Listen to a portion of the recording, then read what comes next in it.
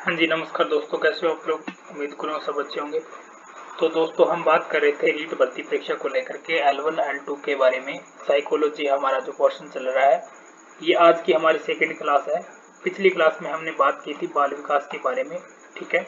उनकी अवस्था को लेकर के हम बाल विकास की परिभाषा वगैरह सब कुछ बात करी थी। वो क्लास नहीं देखी तो डिस्क्रिप्शन में आपको क्लास फर्स्ट की लिंक दे दूंगा, वहाँ से आप देखेंगे।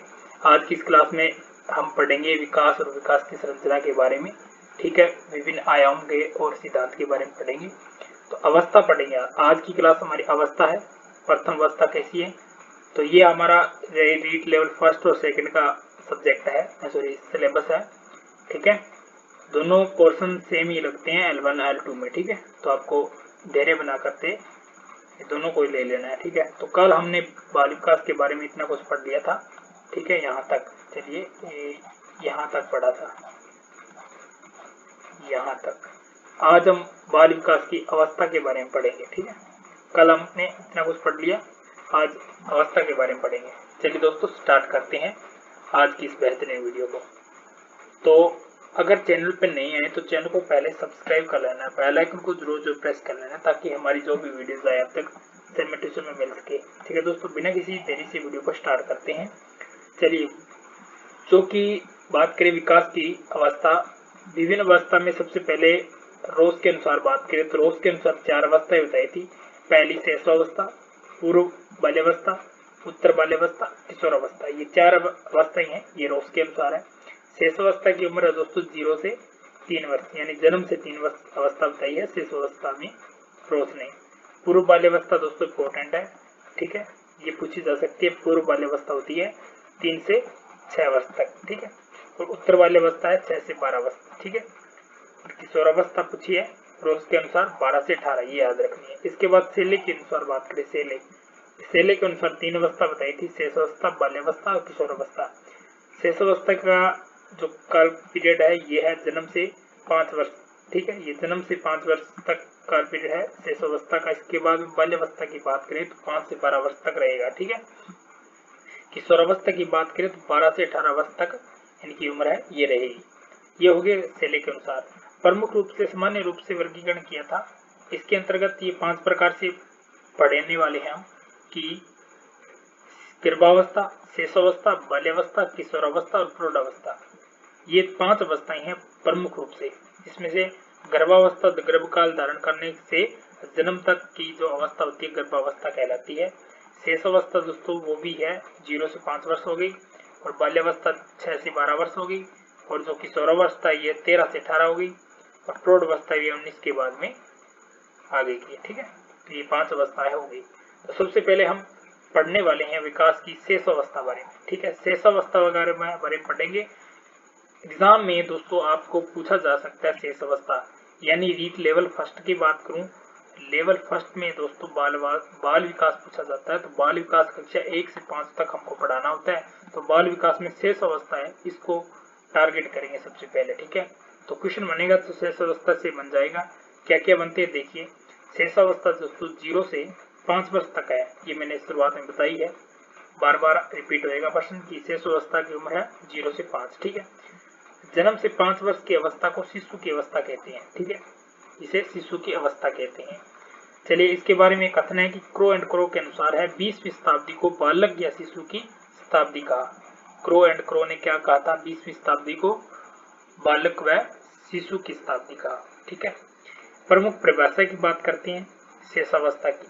शैशवावस्था की प्रमुख परिभाषाएं हैं जो मैंने यहाँ पर लिखी है। प्रोटीन लाकर 9 परिभाषाएं दी है विद्वानों ने, जैसे कि ये मनोवैज्ञानिक है जिनका नाम है सिगमंड फ्राइड। सिगमंड फ्राइड के अनुसार परिभाषा दी गई थी कि मनुष्य को जो कुछ बनना है वह 4-5 वर्ष में बन जाता है। ये परिभाषा दी थी सिगमंड फ्राइड ने। याद रखनी है कि मनुष्य को जो कुछ बनना होता है वह 4-5 वर्षों में तय हो जाता है भी क्या बनना है उसको।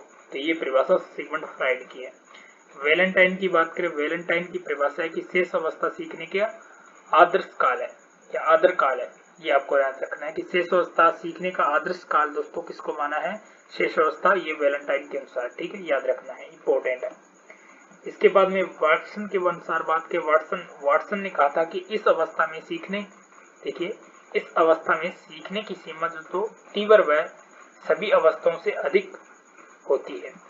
यानी कि वाटसन कहा था कि सीखने की, बालक के सीखने की जो तीव्र सीमा होती है वह इसी अवस्था में होती है, बाकी अवस्थाओं को छोड़ करके। ठीक है, ये वाटसन के अनुसार है। इसके बाद में गुडएनएफ की बात करें। गुडएनएफ ने कहा था कि व्यक्ति का जितना भी मानसिक विकास होता है उसका आधा 3 वर्ष तक की आयु तक हो जाता है। यानी व्यक्ति का जितना भी मानसिक विकास होता है उसका आधा 3 वर्ष की आयु तक हो जाता है। ये गुडएनएफ के अनुसार है। ठीक है, अगली परिभाषा है न्यूमैन के अनुसार। न्यूमैन ने कहा था कि 5 वर्ष तक की अवस्था मस्तिष्क के लिए बहुत ग्रहणशील होती है। यानी 5 वर्ष तक की अवस्था होती है बालक के अंदर, यानी मस्तिष्क में जो भी कुछ डाटा है वो 5 वर्ष की उम्र में बहुत ग्रहणशील होती है। ये न्यूमैन के अनुसार कहा था। अगला जॉन लॉक के अनुसार बात करें। जॉन लॉक ने बालक का मस्तिष्क जो कोरे कागज व स्लेट के अनुसार के समान माना। कोरे कागज व स्लेट के अनुसार मानना का बालक का जो मस्तिष्क है वह जॉन लॉक ने माना। ये इंपॉर्टेंट है, प्रश्न बन सकता है कि जॉन लॉक ने शेषावस्था को क्या कहा। तो शेषावस्था का जो है मस्तिष्क या कोरे कागज व स्लेट के समान बताया। ब्रिजेश के अनुसार बात करें। ब्रिजेश ने कहा था कि 2 वर्ष तक की उम्र तक बालक में लगभग सभी संवेगों का विकास हो जाता है। तो 2 वर्ष की उम्र तक बालक की सभी संवेगों का जो विकास है वह हो जाता है ब्रिजेश के अनुसार। ठीक है, अगला एडलर की बात करें। एडलर ने कहा था कि शिशु के जन्म के कुछ समय बाद ही यह निश्चित किया जा सकता है कि उसका भविष्य में क्या स्थान है। देखिए, इंपॉर्टेंट प्रश्न है कि एडलर ने कहा शिशु के जन्म के कुछ समय बाद हमें यह निश्चित हो जाता है कि उसका भविष्य में क्या स्थान है। यह जो परिभाषा देने वाले थे विद्वान जो है एडलर। ठीक है, एडलर याद रखना है। अगला देखिए, थोंडाइक और अंतिम परिभाषा है शेषावस्था की। इसमें थोंडाइक कहता है कि इस आयु काल में बालक प्राय अर्ध स्वप्न में रहता है। यानी कि बाल्यावस्था में, शेषावस्था की बात करें, शेषावस्था में बालक है जो अर्ध स्वप्न में रहता है। ये थोंडाइक के अनुसार है। तो ये प्रमुख रूप से मैंने 9 परिभाषाएं दी है। परिभाषा से प्रश्न बनेगा तो इनमें से बन जाएगा दोस्तों। बस इतना कुछ आपको पढ़ लेना है। ठीक है, और साथ साथ में जैसे जैसे मेरी क्लासें आएगी वैसे वैसे आपको नोटबुक में नोट करते रहना है। आप अपने क्या करना है, आज हमारी दूसरी क्लास है, हो सके पहले नहीं देखे तो पहले देख लें, उनका नोट्स एक नई कॉपी में बना लें, नई कॉपी ले लीजिए। और जैसे जैसे मेरी क्लासें कंटिन्यू आएगी वैसे वैसे आपको अपनी नोटबुक में ये जो शॉर्ट नोट्स मैंने बनाए हैं ये आप नोट में करेंगे। ठीक है, नोटबुक में नोट करेंगे। चलिए हम बात करते हैं विशेषताएं बात करें शेषावस्था की क्या है। तो प्रमुख रूप से मैंने काफी लिखी है, इनमें से प्रश्न बनेगा कि खिलौने की अवस्था दोस्तों शेषावस्था को कहते हैं। ठीक है, इसके बाद में आत्म प्रेम की भावना है दोस्तों, ये शेषावस्था में होती है। अतार्किक चिंतन होता है वह शेषावस्था में होता है, और तार्किक चिंतन दोस्तों किशोरावस्था में हो जाता है। ये आगे पढ़ेंगे। खतरनाक काल, शेषावस्था को खतरनाक काल किसने कहा, ये पूछा जाएगा। शेषावस्था खतरनाक काल है दोस्तों हरलॉक के अनुसार कहा। ठीक है, इसमें शेषावस्था में बालक स्वार्थी व सब केंद्रित होता है शेषावस्था में बालक। ठीक है, इसके बाद में है अजीबो गरीबों की अवस्था होती है।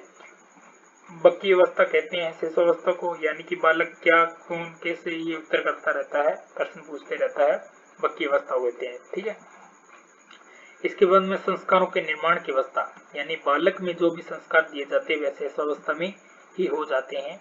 यानी संस्कार के निर्माण की अवस्था शेषावस्था को कहा गया। जीवन का सबसे महत्वपूर्ण काल शेषावस्था है।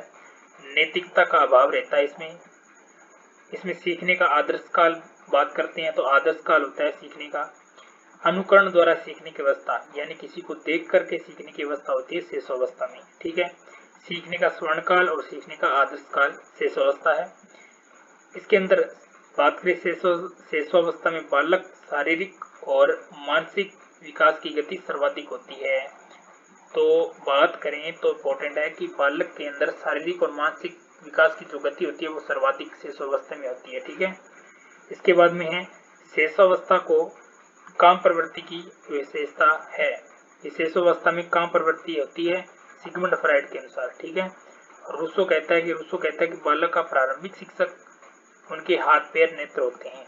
ये है रूसो के अनुसार, ठीक है। रूसो ने कहा था कि बालक के प्रारंभिक जो शिक्षक होते हैं वे हाथ पैर नेत्र होते हैं, ठीक है। ये शेषावस्था की प्रमुख विशेषताएं होगी जो मैंने यहाँ लिखी है। अगली बात करते हैं हम शेषावस्था के बारे में, इसका शारीरिक विकास। शेषावस्था का शारीरिक विकास कैसे होता है? तो शारीरिक विकास में हम भार पढ़ेंगे, लंबाई हो गया, मस्तिष्क का भार हो गया, हड्डी हो गया, दांत हो गया और हृदय धड़कन हो गई। इस प्रकार से प्रश्न बनेंगे। तो आपसे पूछा जाएगा कि भार कितना होता है शेषावस्था में? तो जन्म के समय भार होता है 3.6 किलो। क्या होता है? 3.6 किलो भार होता है शिशु में। लंबाई की बात करें तो लंबाई दोस्तों 51.25 सेंटीमीटर होती है, 51.25 सेंटीमीटर। और बात करें तो शेषावस्था के अंदर लड़कों की लंबाई है जो लड़कियों से अधिक होती है, यानी कि लड़कों की लंबाई है लड़कियों की अपेक्षा अधिक होती है। ये अपने को याद रख लेना है। मस्तिष्क का भार की बात करें तो मस्तिष्क का भार दोस्तों शेषावस्था में 350 ग्राम होता है। कितना होता है? 350 ग्राम, याद रखना है। हड्डियों की संख्या बात करें तो शेषावस्था में हड्डियों की संख्या 270 होती है, ठीक है। इसके साथ साथ जैसे जैसे उम्र बढ़ती है वैसे वैसे हड्डियों की संख्या वो घटती चली जाती है, यानी कि शेषावस्था में सर्वाधिक हड्डियां होती है 270। आगे बात करते हैं जो कि दांत। शेषावस्था के अंदर दांत बात करें, दांत दोस्तों शिशु के अंदर बात करें तो 5 से 6 वर्ष की अवस्था में अस्थायी दांत यानी दूध के दांत निकलना प्रारंभ हो जाते हैं, ठीक है। बात करें तो 1 वर्ष में 8 अस्थायी दांत निकलते हैं और 4 वर्ष की बात करें 4 वर्ष में 20 अस्थायी दांत जो शिशु के मुंह में निकलने प्रारंभ हो जाते हैं, ठीक है, जिसे हम दूध के दांत कहते हैं, जो अस्थायी होते हैं बाद में टूट जाते हैं। अगली बात करें तो हृदय धड़कन। शिशु का हृदय धड़कन होता है प्रति मिनट की बात करें 140 प्रति मिनट होता है शिशु का हृदय धड़कन। और मांसपेशियों का भार दोस्तों शरीर के कुल भार का 23% होता है, जो कि पिछली बार रीड मेंस के अंदर पूछा गया प्रश्न है कि शिशु अवस्था के अंदर शिशु का जो मांसपेशियों का भार है शरीर की कुल वजन का कितना प्रतिशत होता है? तो ये 23% होता है, ठीक है, याद रखना है। अगला प्रश्न देखिए, शेषावस्था का मानसिक विकास का बात करें तो ये पहले हमने शारीरिक विकास की बात करी, अब हम मानसिक विकास की बात करें तो मानसिक विकास दोस्तों विकास क्या होता है? सबसे पहले इसकी बात करते हैं। मानसिक विकास होता है जैसे कि बालक के ज्ञान भंडार में वृद्धि होना या फिर अपने ज्ञान भंडार में प्रयोग लेना, ये हो गया मानसिक विकास। सोरेनसन के अनुसार बात करें, सोरेनसन ने कहा था कि जैसे जैसे बालक दिन प्रतिदिन माह प्रतिवर्ष बढ़ता जाता है वैसे वैसे उसकी शक्तियों में परिवर्तन होता जाता है।